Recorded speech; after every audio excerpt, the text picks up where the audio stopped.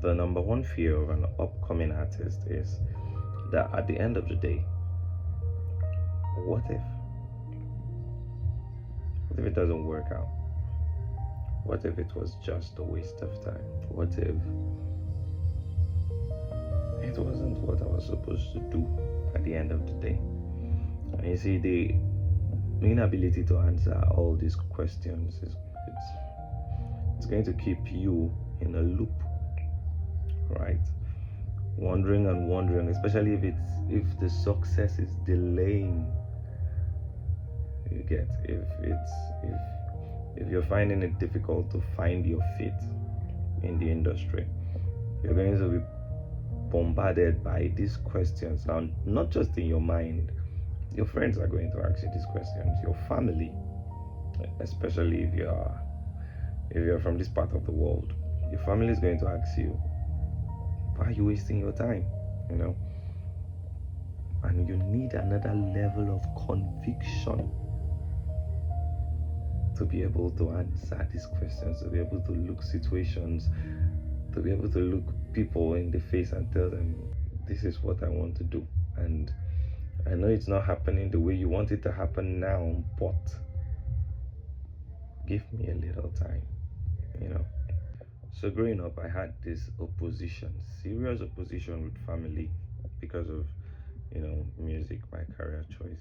I didn't always used to be someone that also I thought that knows how to do two or more things at the same time. So I was really struggling with school and doing music because at that point I thought I needed to consume so much content, build my skill and all that.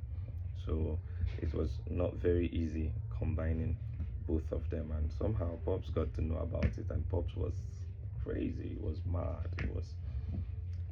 he was a very strong opposition to doing music, and it got to me because I mean that was something I really wanted to do. I would spend hours upon hours in church, learning how to sing or learning music theory or anything that just improved me a little bit. So my dad got very upset, and I used to be very stubborn. I'm a very stubborn person, so when he got upset, I sure knew that music is not something you can take away from me. Like I tell people, music chooses you. You don't choose to do music. Music chooses you. So when she chooses you, maybe when she chooses you, you cannot really say no. All right. So that was what happened in my case. And so Pop started telling people out of disappointment or anger, or I don't know, I don't really know, or frustration, because there's no parents that don't want their child to be something, and music, well, to the best of their understanding, music doesn't really fit the description.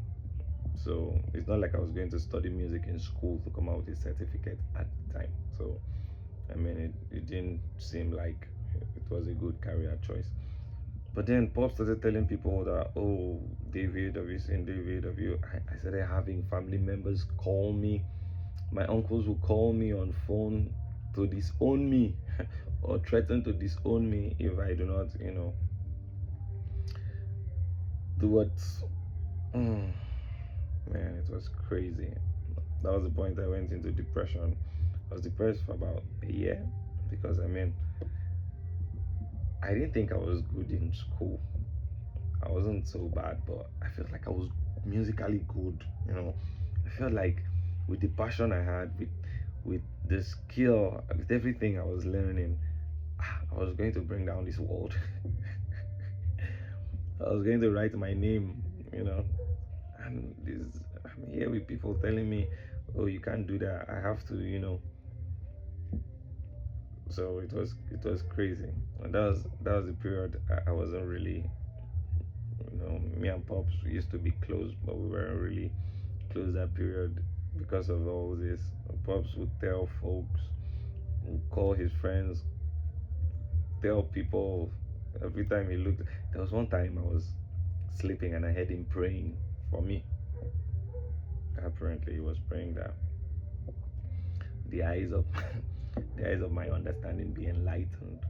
And at that point, man, I felt really down because I mean, this is so important to this man, but how doesn't he know that this is so important to me also?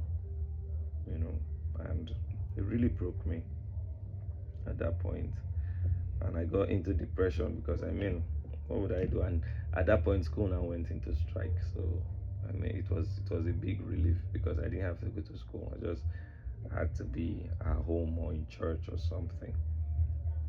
I wasn't. It was suicidal because I didn't know what I was going to do if I wasn't going to be doing music. It was that. It was that bad. So you need to have a serious level of conviction in your spirit. This is not.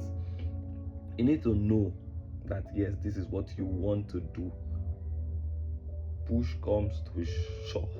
I mean, how do people speak it? But you need to know. You need to decide. There is never a time that you ask me what do you do or what do you do for a living.